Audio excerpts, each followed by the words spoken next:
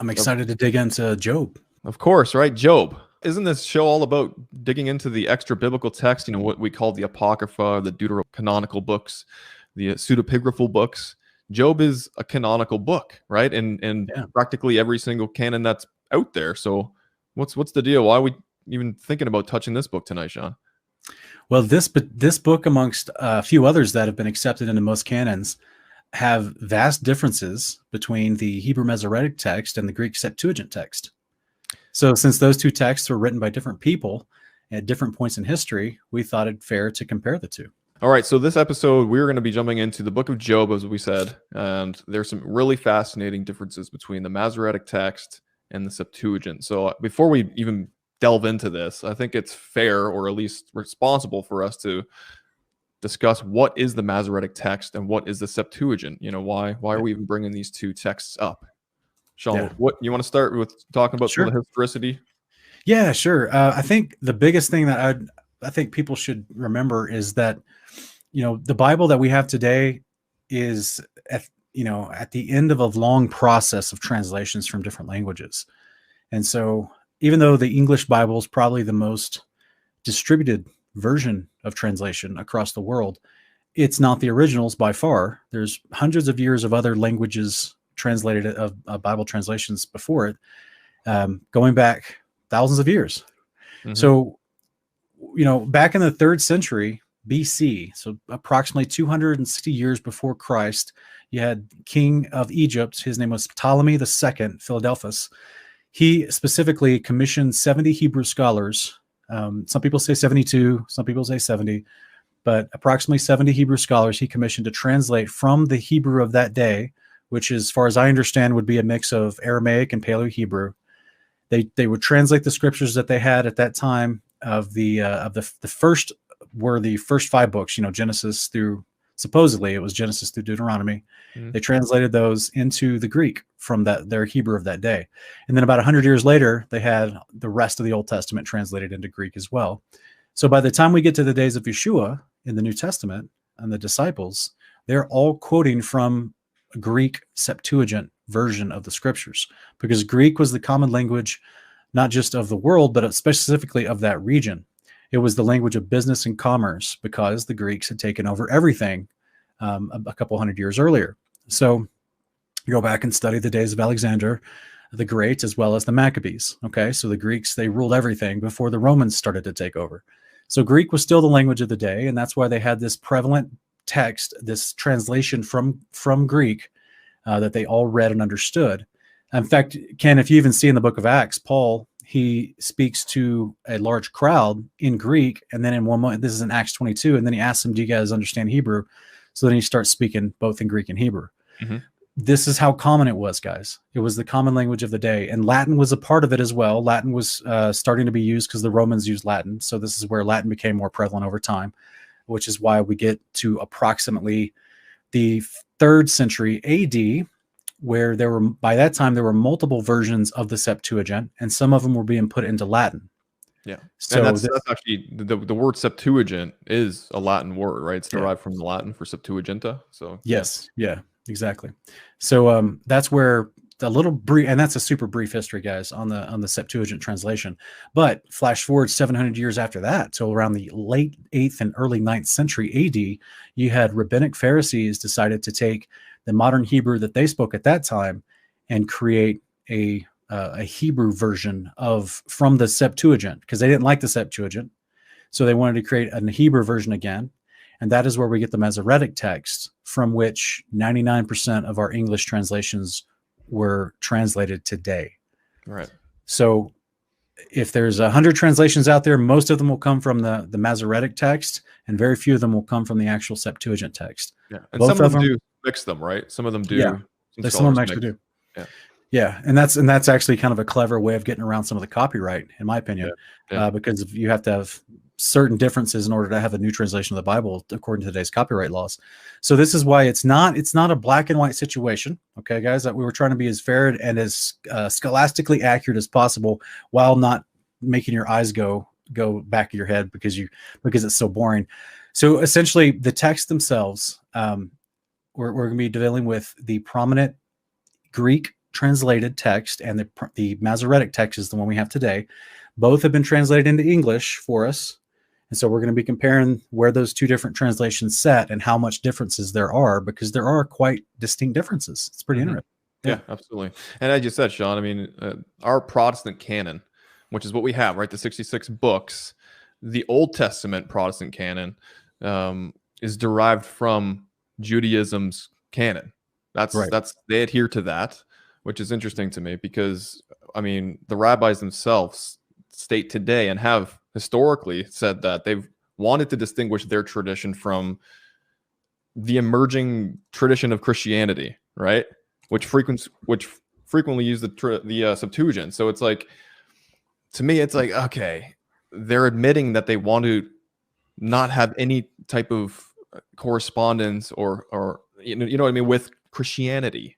So they wanted to get away from that lingo and anything to do with that and create their own. And our modern versions, for the most part, because a lot of our churches and denominations stem from Protestantism, which comes from Catholicism, or a breakaway apparently from it. Right. And we're deriving our Bibles, our canons, our authority that we've placed upon these rabbis based off of their admission of saying that they've wanted to create something based off of an emergence from Christianity because they didn't like it. Right. So to me, that's like, oh, okay, that doesn't make sense because we are Christians, right? We're people who believe in Yeshua and the apostles and the letters that they wrote and everything that they endured, right? And we believe their words, their writings. And it's just, to me, it's fascinating that we would place so much emphasis on the rabbis and their authority over something like, you know, what I just described, that they didn't want to have anything to do with the emerging Christianity and the fact that they used the Septuagint, you know, Paul using the Septuagint, right. Yeshua using the Septuagint, all of them using the Septuagint. So it's like, to me, that's a home run case to, you know, look a little bit more into the Septuagint. You know what I mean? Definitely take it seriously, because there's a lot of anti-missionaries, people that are a part of Judaism, that try to sway people away from belief in Yeshua by taking some of the quotes from the New Testament by Yeshua himself or by the apostles and saying, see, he's misquoting the prophets. Well, that's because they're going off of the Masoretic translation and not the Greek Septuagint. So this is why they'll pull specific passages and they'll say, well, look, he's misquoting.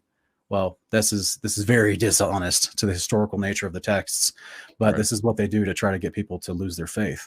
So, this is why it is important to take the Septuagint seriously. At least we believe, and that's why we're going to study it in front of you today. All right. Job 26:7. Okay, I like this one. He stretches out the north over the empty place and hangs the earth upon nothing. And the Septuagint compares it with, he stretches out the north wind upon nothing, and he upon nothing hangs the earth. Interesting. Yeah, the north wind. Yeah. Instead of the north over the empty place. Yeah. So it's a cosmological reference, right? Yeah. And this is one that actually gets taken, in my opinion, kind of completely out of context to support a heliocentric, you know, the nothing, the globe. It's not on anything, right? It's just spinning through nothingness. So there we go. Heliocentrism right here. Job knew about it. No, that's not what's being promoted. Yeah, it's not. What's this north wind upon nothing, Sean? What do you think the significance of mentioning this, the wind, or the pneuma, what it would be in the Greek? Well, we actually see this. I think it's in Enoch chapter, I want to say 75 or 76, right, where he talks creation up with these winds, right? Yeah, there's these multiple winds that run through creation, that are a part of creation, that angels are actually in charge of, and there's these different portals and gates. And all the weather patterns come throughout these portals and gates. There's 12 of them. And this is a part of the actual firmament. This is from which the wind comes. Yeah. Yeah. It's a part of the air circulation system, if you will, of the big firmament enclosed room that we live in. Mm-hmm. Yeah. So it's very interesting. Okay. Job 26:13. By his spirit, he has garnished the heavens. His hand has formed the crooked serpent. All right, and that Septuagint compares it with, and the berries of heaven fear him, and by a command he has slain the apostate dragon. This is interesting. Okay, so we got some more creation model terminology here, along with a dimension of a crooked serpent or an apostate dragon. I mean, what's Why are we highlighting this? This is interesting to me. Right. This is interesting. What do you think the apostate dragon is? Well, as we know, Satan, he's got many names. I mean, the crooked serpent, dragon, Mastema, Azazel. Aside from his monikers, to call him a serpent and dragon is not incorrect, but it's just interesting that it's talking about an apostate dragon. Right. That's right. And one says he's formed him. The other one says he's slain him. Mhm. The other one says he's garnished the heavens, which is the firmament model of creation. The other one says the barriers of heaven fear him. Barriers. This is talking about him in this passage being specifically the Almighty. Yeah. In Job 26:13, because this is it's not talking about the dragon. The barriers of heaven don't fear the dragon. It's that they fear the Almighty, and by a command, He, the Almighty, has slain the apostate dragon, which is something that's promised of going to happen after the end of the millennial reign. Yeah, exactly.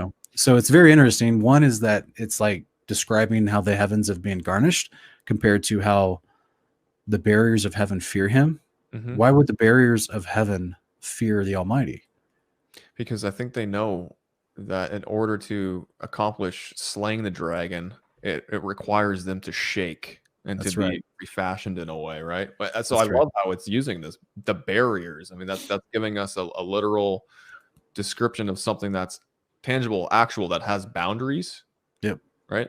As opposed to just this, he's just garnishing the heavens, right? He's just making whatever. Like I just like how it's worded here. It's interesting. Yeah, it is.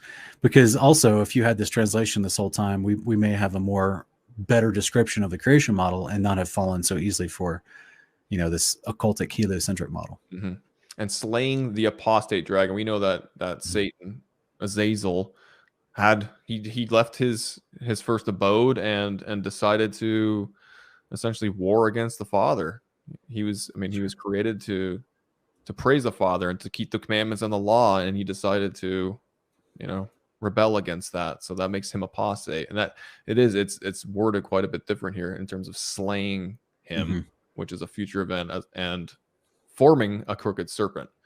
Right. It's just, it leaves out that important detail that this apostate dragon is going to be receiving some punishment, which was foreordained in the book of Enoch and other places, right, Sean?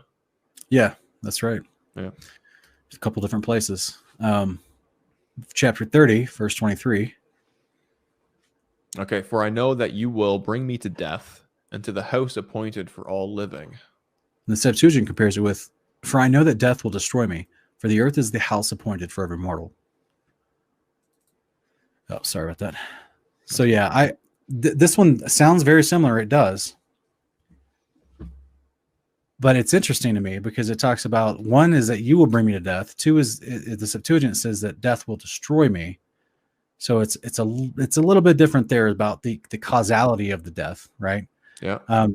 But then the earth is the house appointed for every mortal, whereas and to the house appointed for all living. Yeah. So it's to me it gives you much right. And what have we been talking about when we talk about creation model stuff? That the Father placed us on level number 1 of this big house that He created with multiple ceilings above, called firmaments or heavens. That's right. And in death, the heart of the earth, which is an enclosed area, is referred to here as like a house appointed for everyone who dies. So this is another idea of, not to the house above in heaven appointed for all living, but to the house below in the earth appointed for all living who have died. Yeah, exactly. So it's, I guess I just wanted to point out, because it can cause people to think of this common thought and teaching that was prevalent through the Catholic Church during the same time the Masoretic was created, which is this idea that if you're righteous, or if you're good and you're saved by Christ, you just go straight to heaven when you die. Yeah. As opposed to going to the heart of the earth into Sheol and waiting for your resurrection, like the scriptures teach us. So just something I wanted to point out. No, it's worth noting. Absolutely. Okay. So sorry. Here we go. Job 33:4. All right. Masoretic says, the Spirit of God has made me, and the breath of the Almighty has given me life. And the Septuagint compares it with, the divine spirit is that which formed me, and the breath of the Almighty that which teaches me. Interesting. So we have the breath of the Almighty giving him life, which is true. It's true. That is true. That's not an incorrect or inaccurate theological position here, but the highlighted version, Almighty, that which teaches me through the breath. So we got you think this is a reference of the Holy Spirit teaching through Job here? Well, this is it even in Job talking. In this chapter, it's Elihu talking. Or Elihu. Yeah, okay. Yeah. This is that fourth kid that showed up that was younger than everybody else and wanted to get his words in last. So this is Elihu talking, and he also claims to be taught by the Spirit of God, which is something you see this type of phraseology in the New Testament, right? Mm-hmm. That you'll have the Spirit of God to teach you all things. Yeah, it's interesting. So I know I always taught growing up that these individuals, these companions of Job, were companions, were just kind of antagonizers, people who just came to like pick and prod at him, who likely weren't believers at all or anything, were likely pagan even, right? And here we have completely different details and descriptions of who these guys actually were and are. That's right. It's very, very revealing. Much more context to all this. Yeah. All right. Job 33:27-30 says, he looks upon men, and if any say, I have sinned and perverted that which was right, and it profited me not, he will deliver his soul from going into the pit, and his life shall see the light. Lo, all these things work God oftentimes with man to bring back his soul from the pit to be enlightened with the light of the living. And the Septuagint compares it with, even then a man shall blame himself, saying, what kind of things have I done? And he has not punished me according to the full amount of my sins. Deliver my soul, that it may not go to destruction, and my life shall see the light. Behold, all these things the Mighty One works in a threefold manner with the man. And he has delivered my soul from death, that my life may praise him in the light. Yeah, that's very interesting. Yeah. He has not punished me according to the full amount of my sins. Particular word there too. I mean, my interest is always piqued when I see the word sin being used, especially in a pre-synatic context, right? Right. Yeah, so this guy he's acknowledging a sense of mercy here that's been shown to him. Mm-hmm. And it's not just simply that he did what was perverted and wrong and it profited him not. It's that he realizes as he's repenting and confessing that he's not going to get the full punishment that his sins deserve. This is the beauty of God's Torah enacted through a priest to create atonement for you. Right. It's that you don't get what you deserve, right? That you would escape the punishment and therefore have your sin atoned for through forgiveness. So this is a very unique concept that this guy is espousing. Yeah, exactly.